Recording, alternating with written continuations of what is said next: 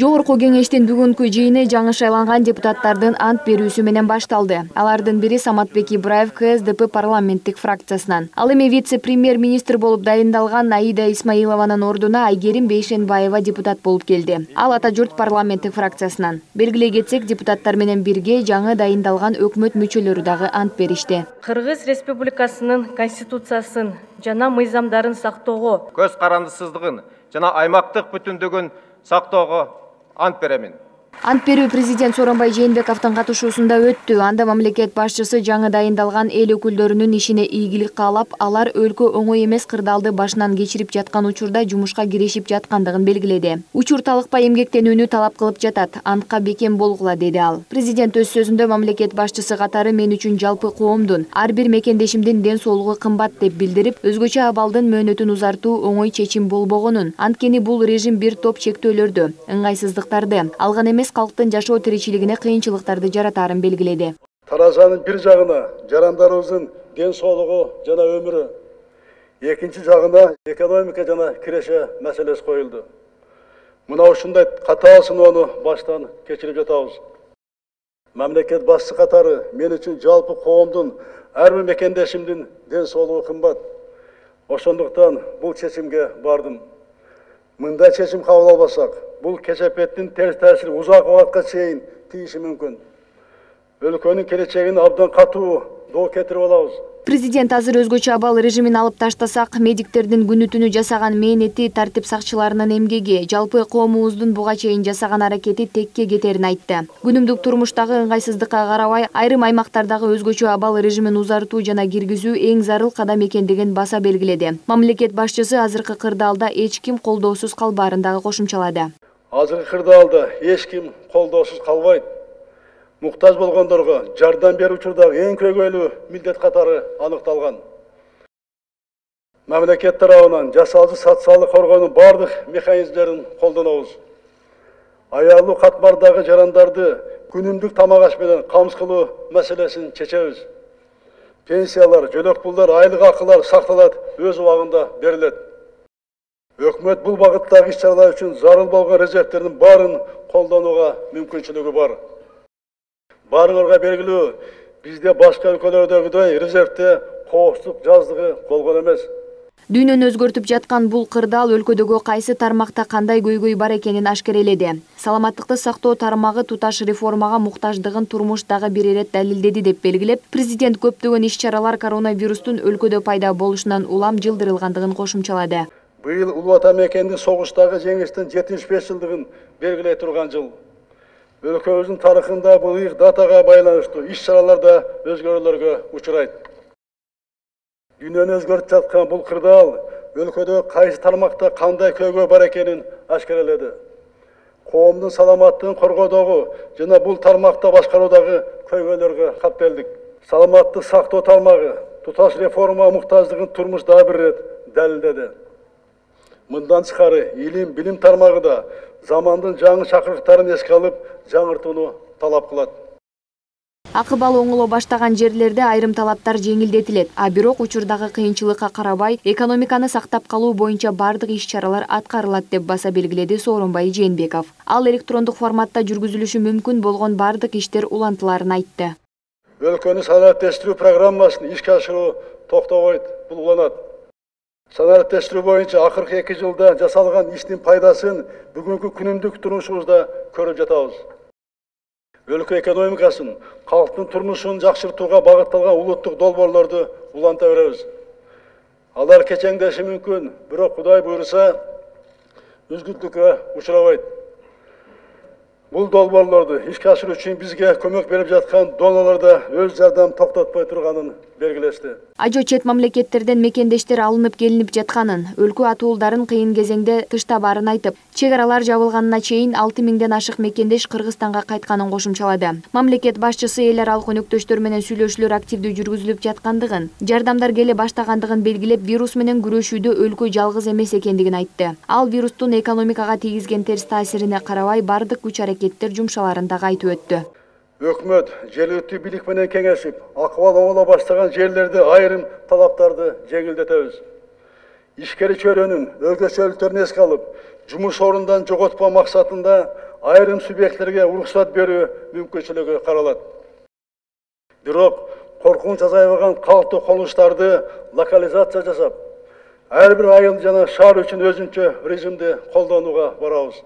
Президенттин кайрылуусунан кийин Жогорку Кеңештин депутаттары Бишкек, Ош, Жалал-Абад шаарларында, Сузак, Ноокат, Кара Суу райондорунда жана Нарын шаары менен Ат башы районунда өзгөчө абал режимин узартуу жана киргизүү жөнүндө жарлыкты бекитишти.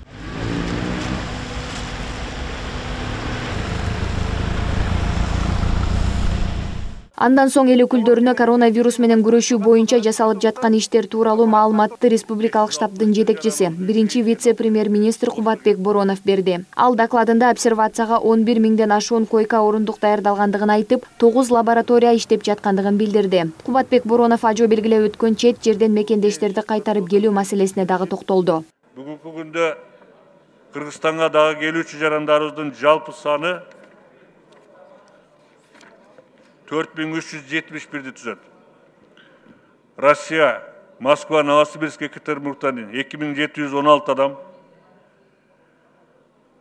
Азербайжан 3 адам, Белоруссиядан 29 адам, Грузиядан 11, Украинадан 15, Казакстандан 6 адам.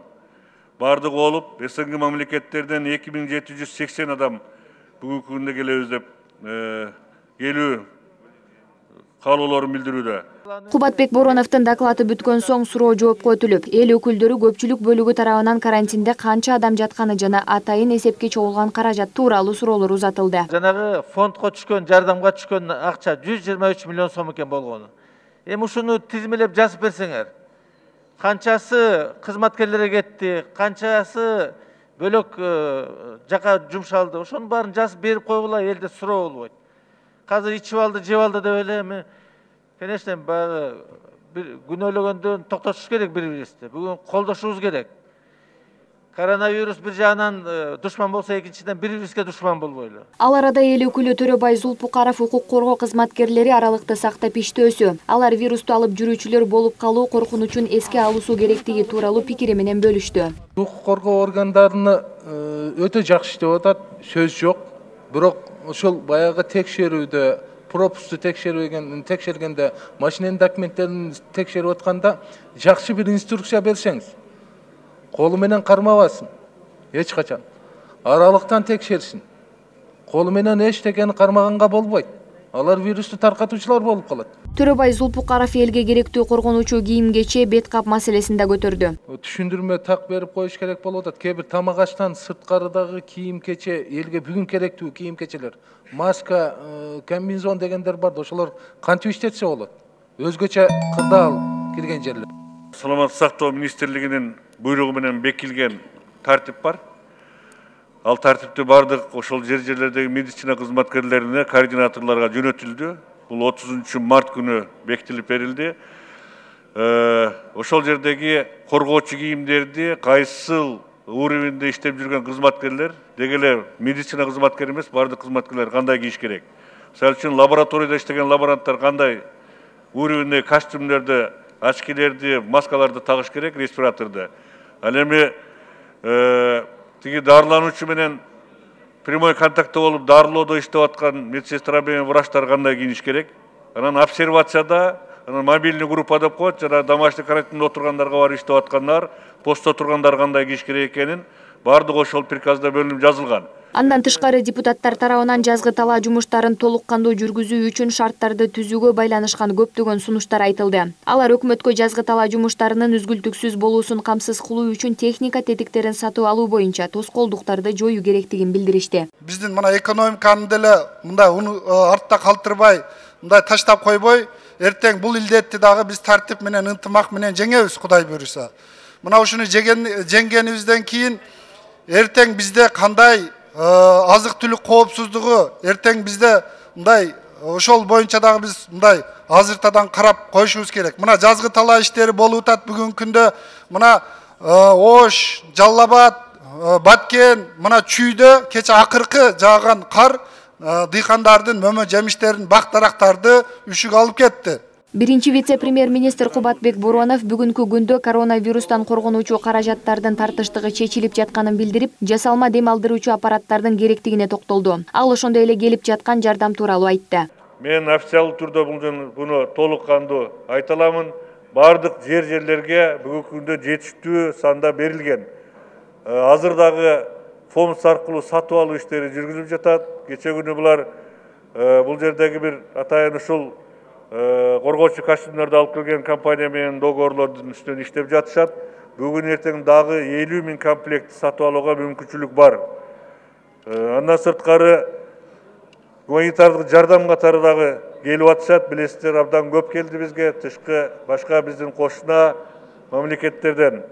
Дары-дармектер, коргоочу костюмдер, керектүү башка шаймандар да келип жатышат. Ошондой эле жыйында эл өкүлдөрү өлкөдөгү айрым ишкердик субъектилеринин ишин этап-этабы менен калыбына келтирүү сунушун беришти. Талкуу соңунда депутаттар парламенттин токтомун кабыл алды. Анда жогорудагы маселелер боюнча бардык тиешелүү сунуштар камтылып, өкмөткө тапшырмалар берилди.